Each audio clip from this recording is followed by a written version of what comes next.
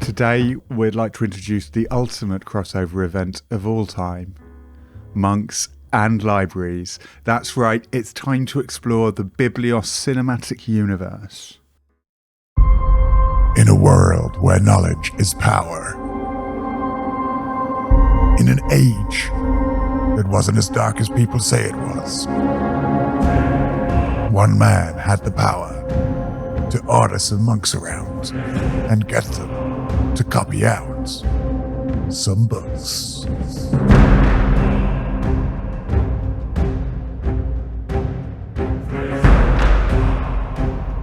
Seriously, Matt, we're going to make so much money. Biblios, Quill and Parchment. A lovely little book-sized box full of dice and pens and pieces of card that you need to use to keep track of a load of monks. Monks are quite wily, but they also follow some very specific rules about when you do what, and they really love, famously, bar charts. The game is quite nakedly a love letter to the humble graph and the process of joy that comes from marking off things in a way that feels like progress. Thematically speaking, you've got piles of books and a little chapel to do a seating arrangement in, and even a little track of going into the outside world. Basically, the entire game is a big bundle of charity thermometers asking you, are you the best crosser offer? Quill and Parchment is a game of two halves, each one made up of 4 incredibly snappy turns. The first part of the game sees you running around to please an off-screen unnamed abbot. You're also really just rolling dice and ticking boxes, but don't tell the abbot that. At Matins, you roll your dice, deciding 2 times after that whether you want to re-roll one of them, or re-roll all of them, or just hold because you've got the dice that you wanted. Lord sees you scribbling the results of your rolls onto your player board, adding up numbers, nudging monks towards cities, and filling in those stacks of books. Finally, during Vespers, for every chapel face you've got, you get to move your symbol up 1 step closer to the altar. Just like in real life, if you get all of the way to the altar, before anyone else gets there, you get to sit on it, and then you're the king of the church, and no one can stop you, and you get 10 victory points. Do that 4 times, roll those dice and mark those sheets, and you're already halfway through the game. And this is your first warning, right? This game gets going like a bat out of a monastery. So what's the second half of a monk's life, I hear you ask? Well, is it going to be a quiet life of penitence, some gentle gardening, like beer making with that wild yeast that they just leave in caves so it just becomes really sour? More dice? Got the answer. It's more dice. Only they are the same dice. But this time, it's an auction. So thematically this is lovely, at least in my interpretation of it. Basically, there's a couple of weeks where you're working really hard at your new job, trying to impress your boss, and then you realise that that's not actually what matters. It's either the person really up high, I mean very up high, they're monks, so the person up high is, the big lad. So after you've settled in a bit, you just start cashing in favours and turning them into sweet victory points. Is that how jobs work? Do I look like someone who's ever had a real job? The influence you built up with the abbot in the first half of the game now becomes a currency that you use to draft these rows of dice from the central board. They're mostly the same dice, but they come with these added bonuses. You might get the illumination dice, a guaranteed seat at the chapel, an extra unit of monk hiking, or the humble reroll. These are actually pretty boring bonuses, but I do kind of like the illumination dice just because it's illuminating. So it's supposed to be drawing these nice, pretty pictures in these books, but you can use it to make books worse, which kind of implies you're sneaking into your friends' libraries and just scribbling rude words in the margins, which is funny. I kind of imagine monks did that a lot. So you cover your sheet, you write down a number, and then that's your bid to see which dice you grab. And you're just doing the same things you were in the first half of the game. You might be piling up books, you'll probably be going along the monk track, sending those things walking, you'll argue about seating in the chapel. It's all the same game.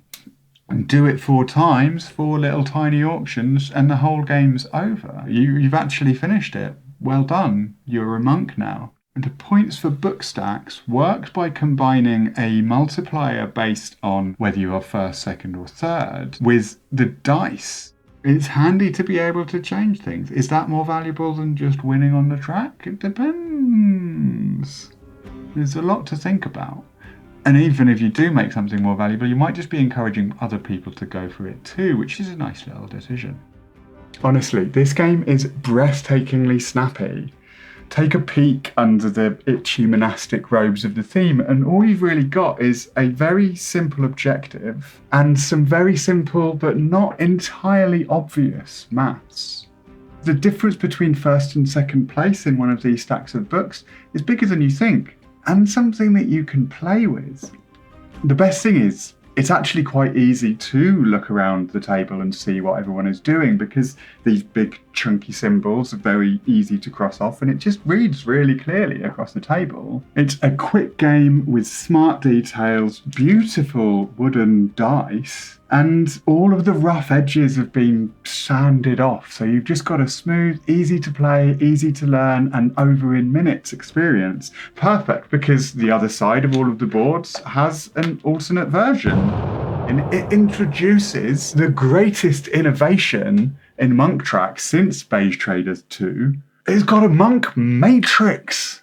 Why would you let your monk hike down a simple path with a couple of branches when you could be playing Snake with that monk? Not able to double back on yourself because of the giant monk trail you've left behind you. I don't know what's going on this, but it's hilarious and lovely.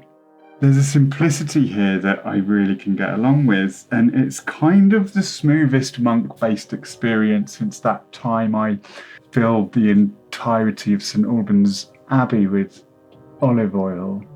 But there's a problem, and the problem here is dice, which is pretty fundamental. The dice, the different faces, they're all broadly equal in value, so you quite often end up killing the tension of the auction by going in and thinking, I'm just going to bid naught because I don't really care which set of dice I get. But with absolutely no way to predict what will come up on a future turn, it's so hard to judge what something is actually worth. The heart of an auction is information. And the gap between what you know, what your opponents know, what you think you know your opponents know, and all of that doubt that clogs up the decision making. And this game leans a little bit too far in favour of doubt because it's all just dice. Your fate is more often decided by the roll of those future dice than what you bid in the auction. You're having to assess those values knowing that they're probably just going to change. And this is fine, right? This is a roll and write. This is the roll and write experience. You roll some dice, you mark some choices, and things go wrong or they go well. It's supposed to be a game of chance. But this isn't really the standard roll and write experience. Like ever since Yahtzee, roll and writes have been rolling dice and making choices and closing down your options with those choices and then regretting all of it. That's not what this is. This is more of a simple push your luck game with an auction strapped to the back of it. And all of that might sound pretty bad and pretty harsh, but I have been really delighted with every game I've had of this. Easy to play, easy to learn. It's so cozy and quick. Like, it feels like curling up in a little nook with a lovely book and having a warm drink, and just like time just slips away and you're just like, oh, that was nice. It's got a load of my favourite beats in this sort of game as well. Like, you absolutely will be able to take some dice and completely screw over your opponent. You also will be able to reveal a number that is breathtakingly high while everyone laughs at you because they all bid 0. You thought this was the most important moment in the game and nobody else cared. It's funny, right? Auctions are funny. They're about hubris. They're about thinking you know what's right and then revealing that you've got no clue. The big problem here, though, is that there's another game called Biblios, and it's kind of perfect. The original Biblios might be one of my favourite ever games. Biblios is all cards. It's not quite true. There's this little board with some dice on, but that's only there to make sure that these dice are colourblind friendly. These dice are never ever rolled. They're not a randomizer. They're just a way of keeping track of how much these different things are worth. What are those things? The 5 key ingredients for running a library. Some monks. Colour in a little mortar and pestle. You need books. You do actually genuinely need books in a library. It's true. You need toilet roll. Things can happen in libraries. And you need skulls, which add to the general ambience. And like, you know, they're really a mark of, they're not essential for a library, but they add a certain, I don't know, skulls. The first half of the game is about distributing this deck of cards. What would happen in an average game here is that you'd draw these cards and you'd look at them and you'd decide where they go. You'd put 1 for the auction, 1 for yourself, and 1 for each of your opponents. But Dr. Finn isn't like that. He's a big fan of something called the thin draw. This is going to squeeze every last drop of juice out of these monks. When you're looking at those cards, distributing those cards, you're going to do it 1 card at a time. You look at a card, you decide where it's going to go. Before you've seen the rest of the cards you're going to distribute. Oh, well, that's fairly rubbish. I'll give it to my opponent. That is juicy. I'm going to take that for myself. This one, that's kind of on the border. Maybe that's an auction, but oh no, there's still a slot for my opponent. I'm going to have a draw a card. I'm going to have no choice what it is. Not too bad, but it could have been worse. This becomes a push your luck game, and it means that just distributing these cards is full of temptation and greed and regret and hope and luck. And that's fun. I can't just say, and that's fun, at the end of every sentence, can I? You get to keep your cards and the cards going into the auction secret, but the cards distributed to your opponents just go into the middle of the table. Everyone can see them. This leaves all of the players with a wad of cards, a little bit of information about what's coming up in the auction, and just the faintest hint of an idea of what their opponents are planning. That means that one of them's going to get the best card there and one of them's going to get lucky, but that luck's going to go around the table. I mean, it's luck, so it probably won't. You could get unlucky, but there's ways to deal with that, because if you get a good card, it means people know you've got that card, which makes it immediately less powerful. That information is a giveaway that you're going to be interested in that. And information is the chief currency here. I mean, that's not true. Money's the main currency here, but also cards is the currency, and all of it's important. But information is the difference between a win and a lose.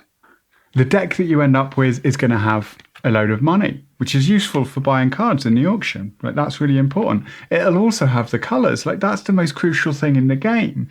Whoever has the highest value of each of these colours gets that dice at the end of the game. Finally, there's preacher cards. If you can find one of these, and find a local priest, you can whisper in their ear and tell them, hey, I don't know if you've heard this, but like books are rubbish. And I think the devil's involved. It's very, very powerful, but because it's so powerful, you're never really going to use it to hurt yourself, which means that you pay for that manipulation, for that making a dice better or worse. In information, everyone is going to know which dice you're trying to go for and which one you've given up on. And these points written on this dice, they're the only points that really matter. Second place gets absolutely nothing.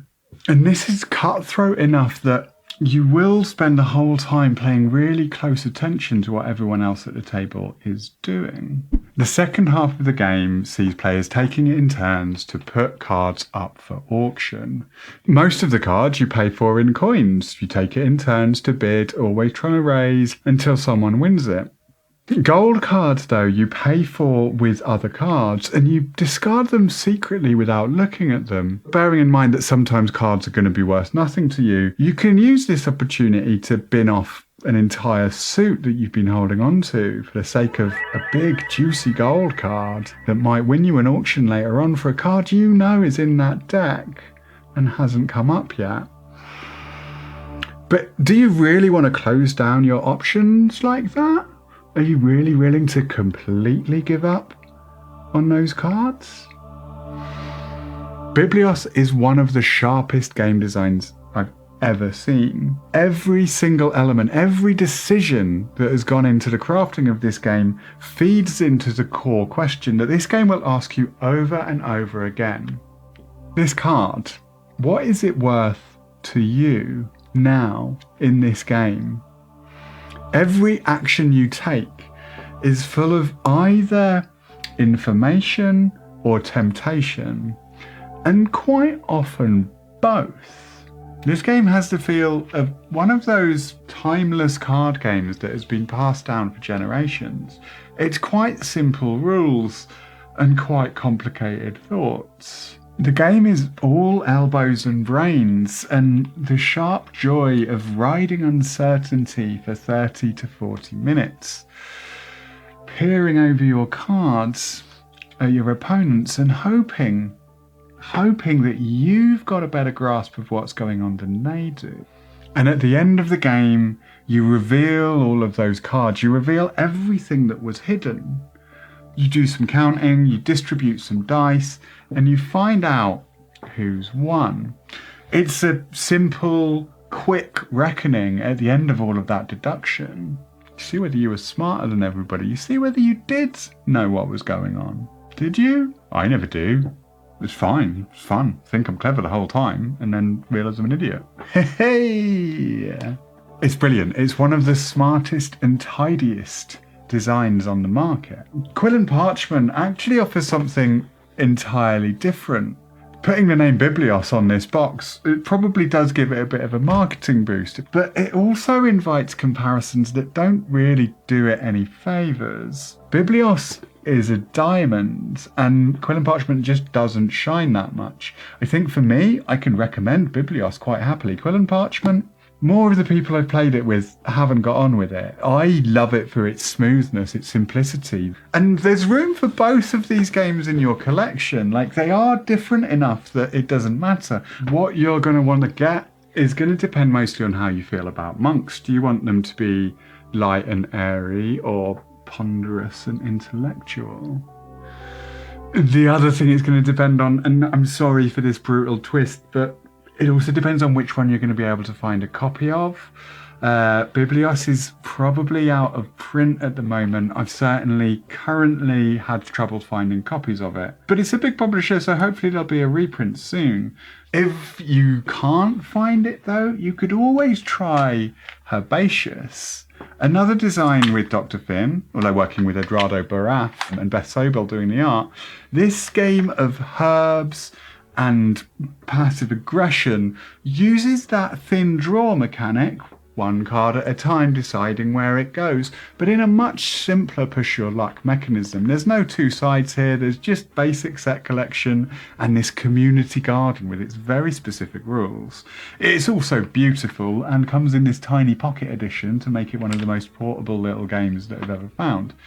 It's not as deep as Biblios, but maybe herbs are just better than monks anyway. If it's the roll and write thing that you're after, I still rate Three Sisters really highly. It's another game that I seem to like more than other people, but if you want to be ticking off boxes and ticking off more boxes that let you tick off more boxes, oh my word, do I have to tell you about the rain mechanic, where rain comes down and everyone gets to tick off everything in their field that they've planted. I don't have a copy of it, but Heaven and Ale is an incredibly strong monk-based game as well. So if what you're after here is monks, but you want to spend an entire evening with one game thinking about beer and brewing and efficiency, but maybe people don't like monks. Maybe that's the problem. Maybe we do need to go into gardens and herbs and growing and stuff. I'm gonna go. Hi, Matt. Yeah, is it too late to? Well, I think that monks might not be as cool as we thought. Is there any chance we can pivot to gardens? Is that too late? Matt, it says here in the script that I just need to be herbs. Yeah. Yeah. Is that right? Yeah, you were doing a monk bit and now you're going to be herbs. Now I'm going to do a herbs. Just act as herbs. I don't think I can do that. I don't know if I can be... Can I be herb? Yeah, you can do it. Okay. Yeah, right. I know you don't act, but like Yeah. just think about it really hard. Just you are herbs. Okay. Okay?